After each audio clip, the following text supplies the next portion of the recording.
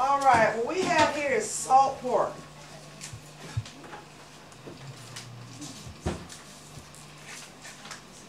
That's from that pig that we use every part of, you know?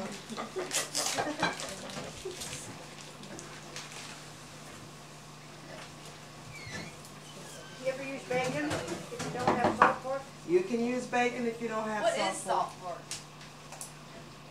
Pork that's been cured in a salt brine, and it helps to, the salt helps to preserve it. See what it looks like?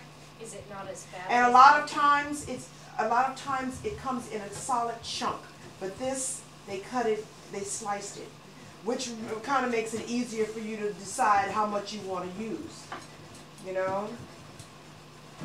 Easier to cut. And what did you, what honey? Easier to cut too.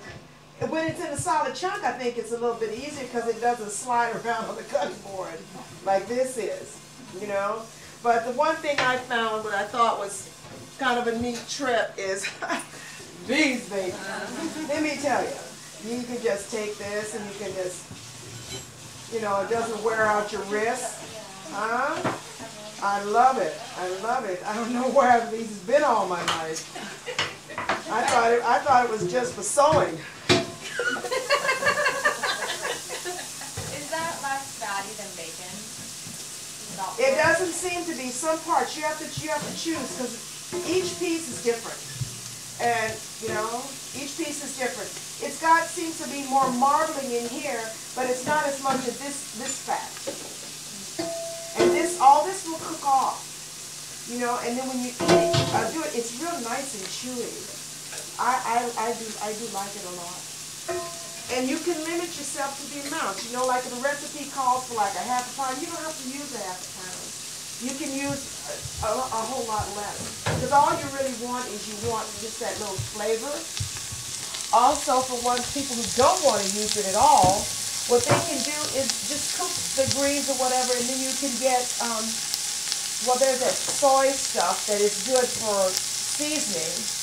But you can get the bacon that's like already crumbled. Now, let me show you this. Now you can see that this has very little fat. Look at that. It's hardly anything coming out in there. That's why it's sticky, because it's not much fat.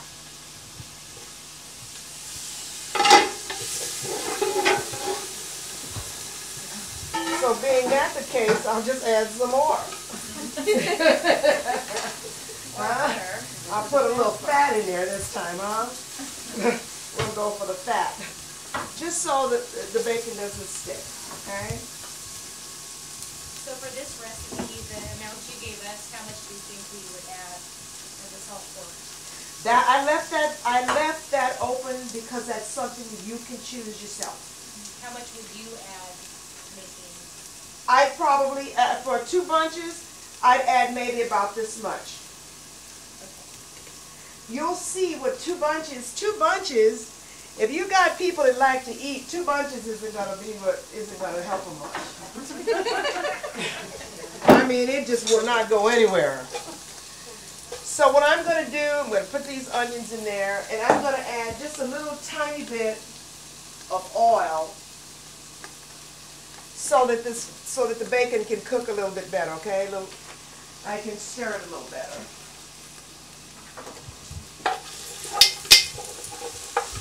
And saute that for a little bit. Okay, while that's happening, I'll add my egg to my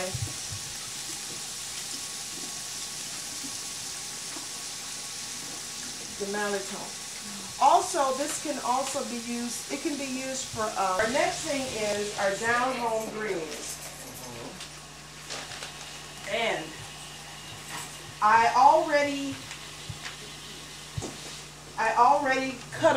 washed and cut up a bunch of greens because it really takes too long to do that.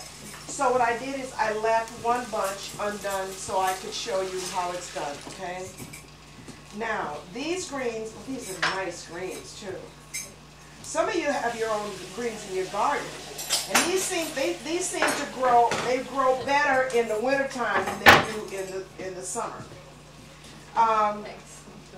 If you don't want to pull it, what I do is I just take a knife and go down it like this. Or I'll take and tear them like that. I wouldn't advise saving the stalks for anything. You can save, actually you can save them for soup. But if you do, you have to take them and cut them really very, very thin. Okay? And then I just kind of break them up like this.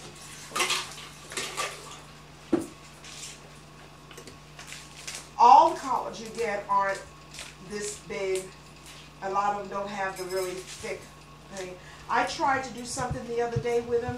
I thought about, there's this sausage you can make in Louisiana called boudin.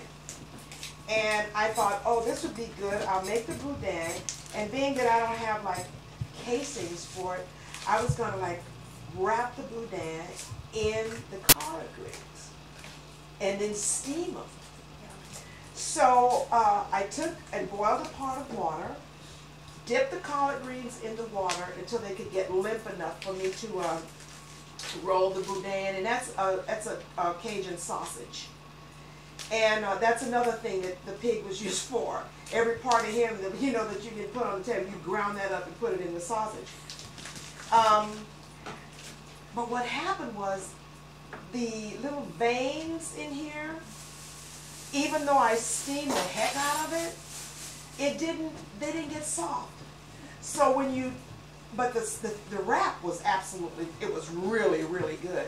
But when you were eating it, you had this string hanging out of the corner of your mouth, you know.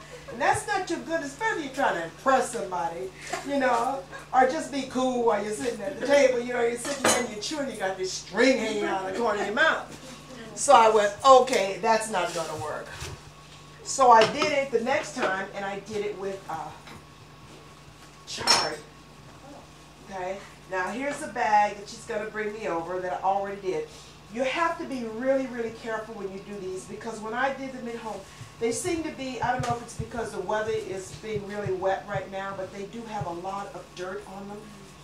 There was a lot of mud on these. So I had to wash them about 4 times to get them. Now you see all this much here? That's going to disappear. They cook down a lot. And I think it depends on the time of year that you get them. Sometimes you can get this much and it won't cook down a lot. Other times you get it and they'll cook down to almost nothing. So I put them in here. I let some of them get hot in the hot water. And then I stir them until they kind of wilt down. And then as they wilt down, I'll stir those down.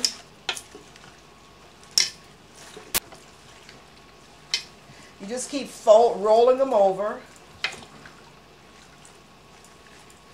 And of course the thing you eat this with is either hot sauce or just plain vinegar. I brought the hot sauce. I passed on the vinegar. But you can do, man, I'm still feeling that cayenne. That's okay. That's okay. Keeps my blood circulating good, you know.